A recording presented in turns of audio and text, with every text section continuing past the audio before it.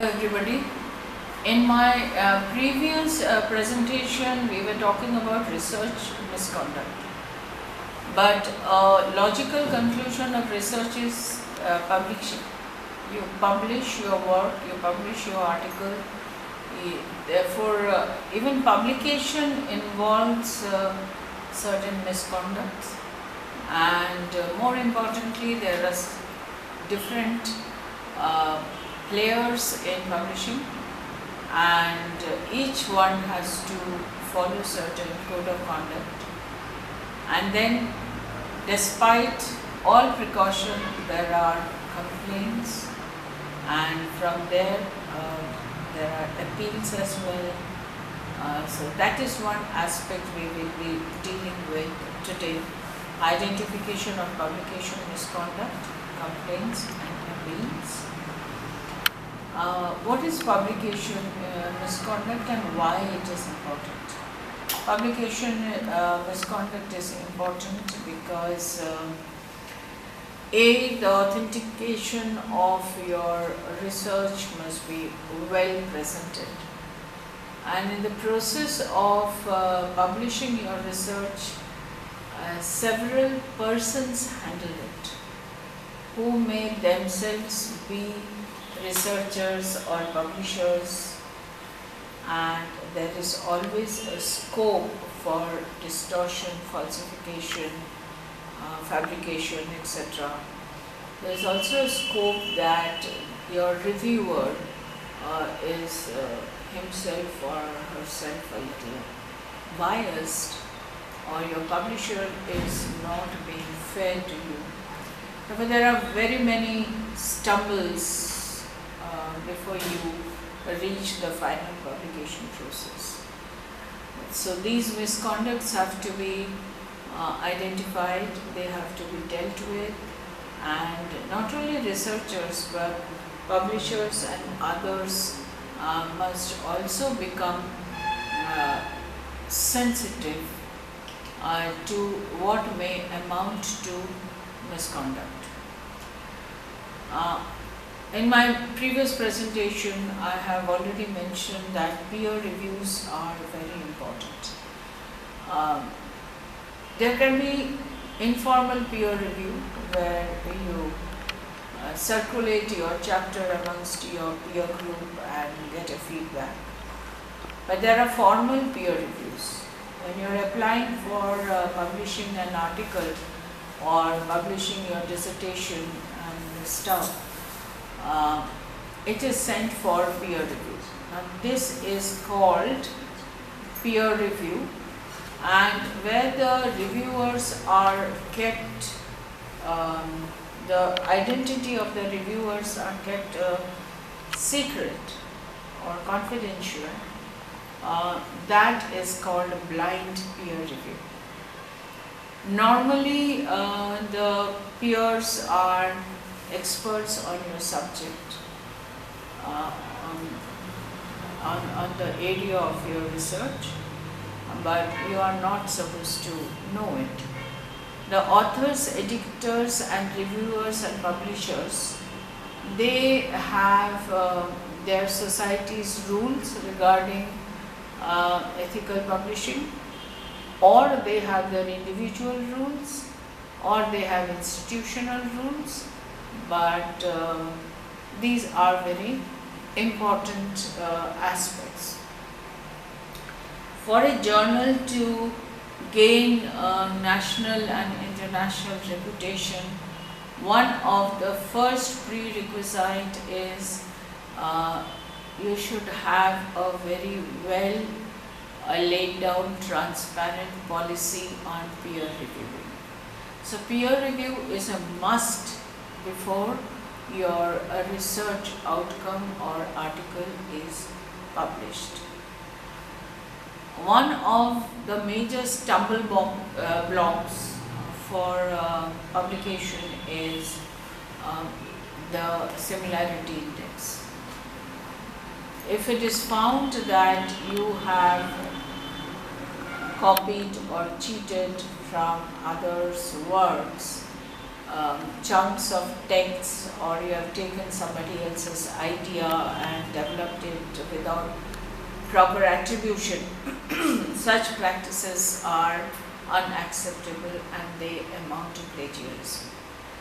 And now the rule is for every kind of publication. When you give it to the press also use automated similarity index readers. And also when you submit your thesis or dissertation for evaluation, you must produce a statement of similarity index, which normally should not exceed 10%. Authors should be therefore very, very cautious when they are submitting their article. Number one caution is that you must check that your writing has not become a redundant writing because exactly the same thing has been published before. Secondly, you should not give your own writing to several journals, wasting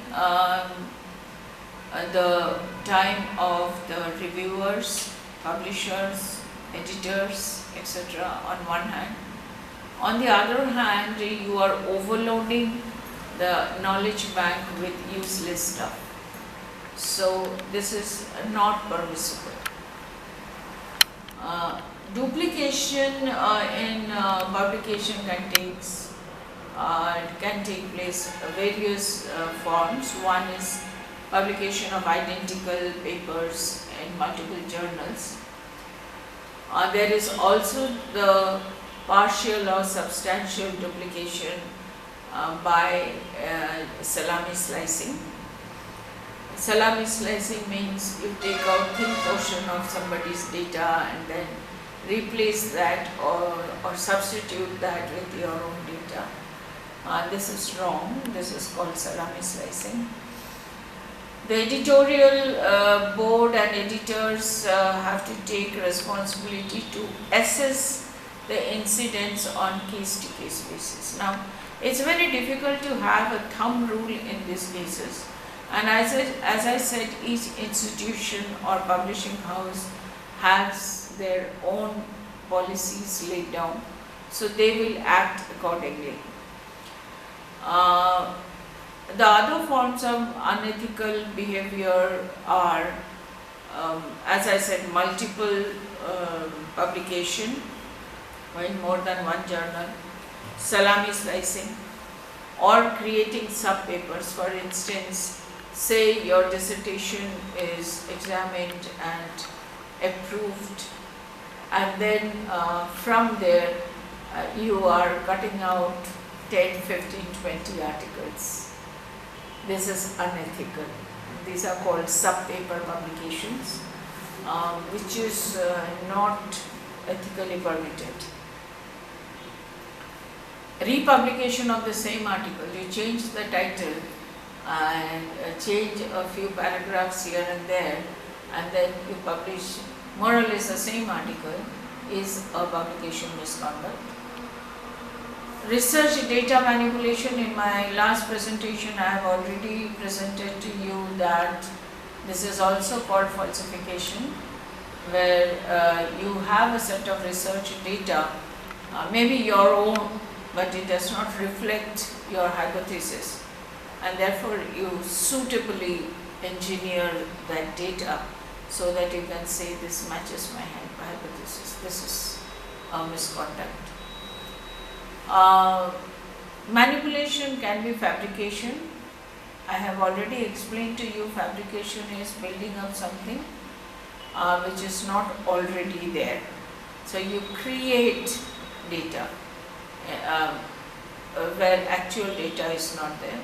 Falsification is you have a set of data, either your own or copied or stolen from some other source, and then you engineer it suitably to suit your purpose.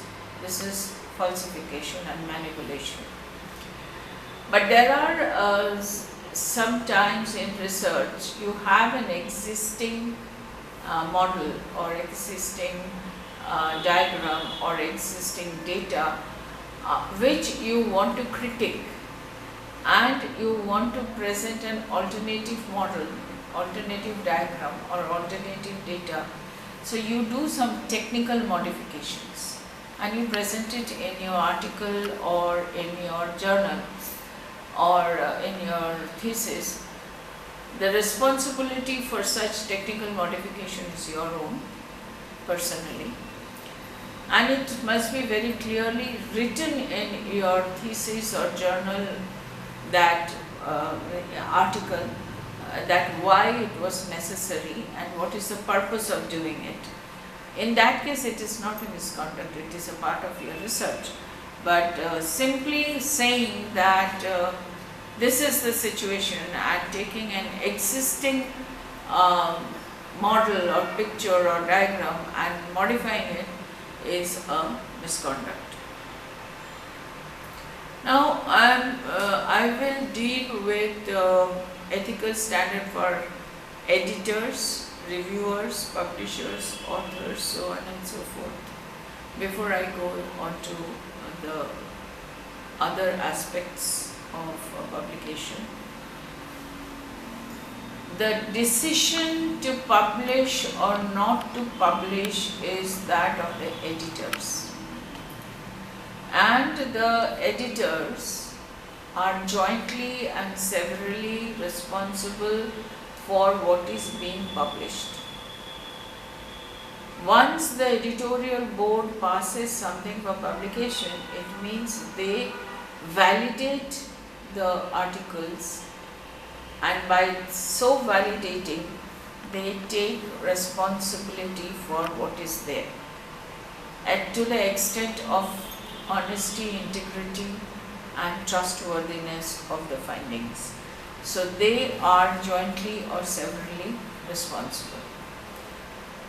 The article or the book or the thesis has to be sent for peer review by two external independent reviewers. Peer review can be of two kinds. One is open peer review, where everybody knows who the peer reviewers are, and this is not much encouraged. The other one is a blind peer review, which is very confidential. Except the editors and editorial board, nobody knows who the peer reviewers are. That is the standard practice of reviewing, and it is kept confidential. The editors also should look at the citation modalities. The citation should be according to the citation that the publishing house or the editorial board accepts. So in citation also there should be a kind of uniformity. The editors should evaluate the article irrespective of sexual orientation, religious belief, ethnic origin, gender, race, citizenship, political philosophy of the author or of the author's writing. It has to be completely fair, unbiased, non-discriminatory. Unbiased, non-discriminatory. The journal or series metrics is something like a TRP. For example, everybody has, some journal is supposed to be very high rated journal, and if you have published an article in that high rated journal, you have achieved some extra miles. Now those are called journal metrics. In law we have the Journal of the Indian Law Institute, which is called JILI. In science I'm sure there are some that kind of article, journal, even in management. Now the editors will be tempted to publish articles which will increase the popularity of their journal or raise the journal metrics, so that the journal is referred several times, is in demand, and so on and so forth. So anything that is done particularly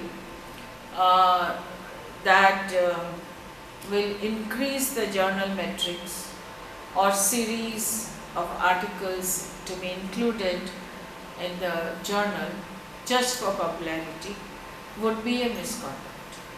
You have to ascertain the genuineness of the work and the scholarly standard of the work that is being published.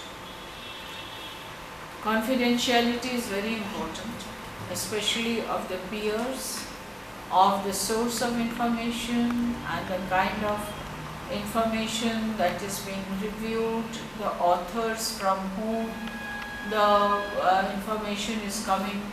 So normal practice is, just as the peers are kept confidential, the authors are also kept confidential. The peers do not get to know who the authors are. So then the source of information in the articles, all these are to be kept confidential by the editors. So confidentiality is a very huge aspect of a publication. Declaration of competing interest. The editorial conflicts of interest must be declared by the publisher in writing prior to appointment of the editor. So there might be conflict of interest with the publishing house and with the editor. So appointment of editor itself is a ethical, honest, transparent process. As to why you are choosing a set of persons to be the editors of your journal, or why you are avoiding another group of persons who may be as competent as the person chosen. So these should be written and documented as to why this editorial board has been chosen. The submission should be subject to the procedures laid down by the publishing house, like peer review, checking of authenticity and genuineness of the work, opinion of the author, opinion of the editor, their research group, so on and so forth. Therefore, this has to be very, very clearly laid down. Vigilance over the published records. This is very important, because when the editor is working, he has to safeguard the integrity of the published record by reviewing and reassessing reported and suspected misconduct in conjunction with the publisher. So when the publishing house is sending a book, say I want to publish a book, the editors will have to inform the publishing house why they think it is suitable or it is not suitable, and they should give in writing the reasons for saying that, and preserving any documents or any whistleblowing that may have taken place with respect to that work. So that is very important relating to the published records. The next set of ethical standards are that of the reviewers.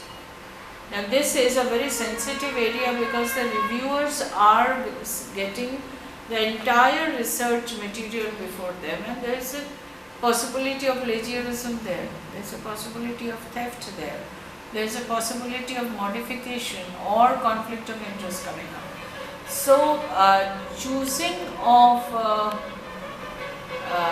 these peers is very important, and the editorial decision must be very astute, very considered, and a lot of thought should be given to it, and there should be a very clearly written down process of reviewing. A very well written review etiquette must be there in writing, so that the reviewers, peer reviewers, are able to follow those SOP. This is very important to protect the author or the researcher from further distortions and further, what should I say, further theft of their work or plagiarizing their work. There is also a possibility that the reviewers will themselves rewrite or underwrite some of the aspects of the article that is sent to them, because normally it is sent in soft copies. So these are certain precautions the editorial board has to take before sending an article or a book or a thesis for peer review. Again, confidentiality of the editorial board is very important. First, there should not be a possibility of contacting the authors without the permission of the editors. There should not be any discussion with the peer reviewing group and the author regarding the work that has been done. Unpublished materials which are disclosed and submitted in the work should not be published again and reused. So there are so many important issues involved while sending a work for a review. So it's very important for the editorial group and the peers to maintain confidentiality of the work that they are going to do. Alertness to the ethical issues. As I have been always saying, that we fall into a monotonous, unquestioned practice where we mechanically keep repeating things without application of mind. A peer cannot, and an editor also, cannot be mechanical. It cannot be like you have a checklist and you go tick, tick, tick and you pass the article. It can't be like that. You have to look within yourself to see whether whether your bias, your prejudices are affecting your action, and also to objectively assess whether the author has been biased or prejudiced and has disseminated a knowledge which is discriminatory and oppressive. So the alertness to ethical issue is very important. Standard of objectivity and competing interest. As I said, it can't be a mechanical tick-tick process that you have 1, 2, 3, 4 checklist and you go on ticking it. You have to apply your mind, and it will change from the objectivity of your action will change from case to case. You will be able to assess each paper, review each paper from a completely different independent perspective from the previous one. And also make sure that there is no conflicting interest with you, the reviewer, or the publishing house, or the editorial board. And if there is a conflict of interest or there are competing interests, there should be a modality of handling it and settle the differences, so to say. Now I come to the standards, ethical standards for author's responsibility. Reporting standards and this author's responsibility will also include all that I did in the first presentation regarding integrity, honesty, transparency, so on and so forth. So author's reporting standards must include all that and look to the accuracy and authenticity of the research, and it should be above suspicion. All those required standards of ethical research should be followed there.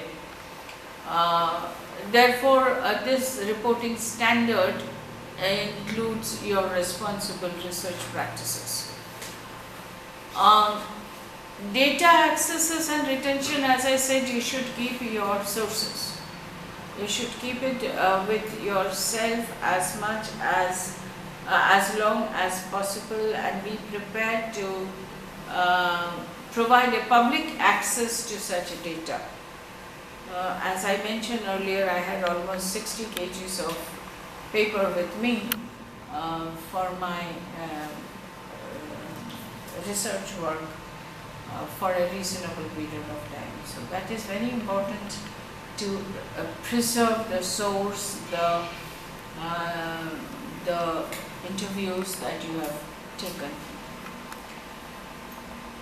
Originality and acknowledgement of sources. Many of us think that it is a weakness to say that I have taken this idea or thought or this chunk of information from somebody else. We tend to pass it on as our own. Now that's wrong. When we pass it on as our own, it is plagiarism. But if we honestly say that, look, I have taken this from so and so's writing, and I think it matches with my thoughts, with my requirements, with my findings, so I am in agreement with so and so's these following lines, that only gives strength to your research. It fortifies your thought. So it's not wrong to take something from somebody and for fortification of your idea, thoughts, hypothesis, etc., and acknowledge that person, that I have taken this from so and so. It would be wrong if you took all of that and passed it off as your own. That would be plagiarism, and that would be a research misconduct.